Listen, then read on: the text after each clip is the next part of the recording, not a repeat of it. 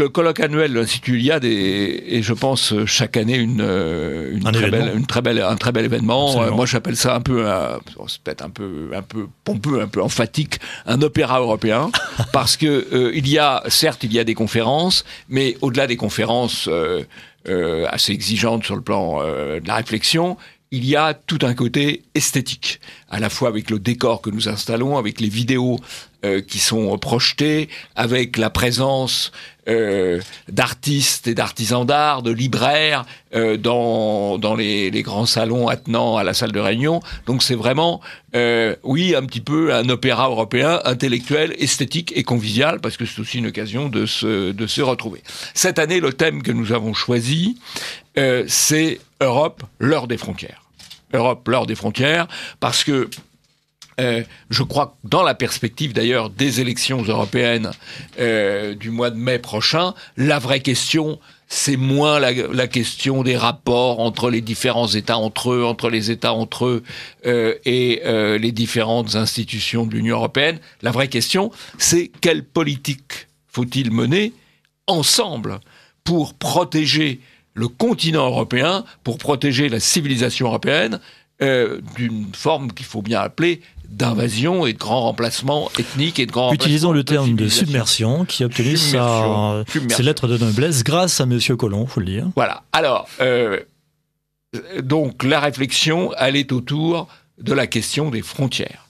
Quel est le sens des frontières ? Ce ne sont pas d'ailleurs seulement des frontières physiques, ce sont des frontières physiques aussi, bien sûr. Ce sont des frontières physiques, et la frontière physique de l'Europe, elle est en Méditerranée. Elle est en Méditerranée d'abord, et un peu dans les Balkans aussi, mais d'abord en Méditerranée.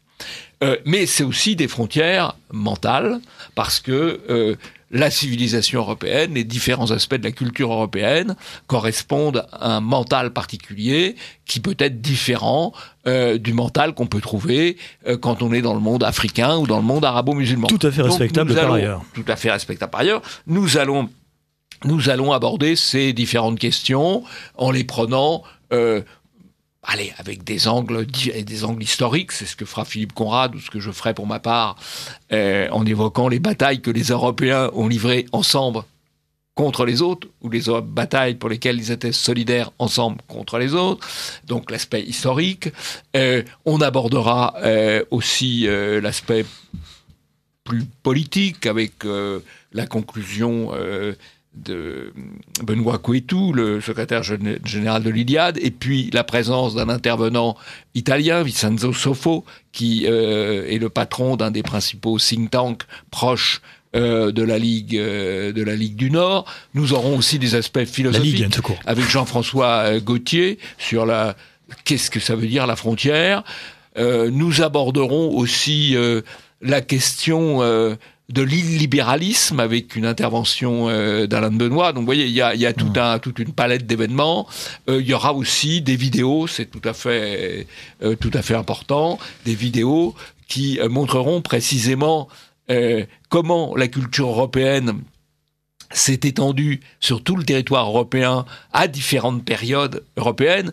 On aura des cartes, des animations qui montreront comment les oppidums celtes se sont répandus sur tout le territoire européen, puis les amphithéâtres et les théâtres romains, puis les églises romanes, gothiques, les palais gothiques, les palais Renaissance, les palais et les églises baroques, toutes ces vagues culturelles qui se sont répandues successivement sur toute l'Europe et qui montrent les frontières, en quelque sorte, mentales de l'Europe, physique, mais aussi mentale de l'Europe. Nous aurons aussi des vidéos qui traiteront plus particulièrement de la question polonaise, de la question allemande, et aussi, là, on revient du côté qu'est-ce que le mental européen, une représentation les femmes vues à travers l'art européen, ce qu'on ne trouve absolument nulle part ailleurs. On ne trouve pas l'équivalent de la représentation féminine dans toute sa diversité,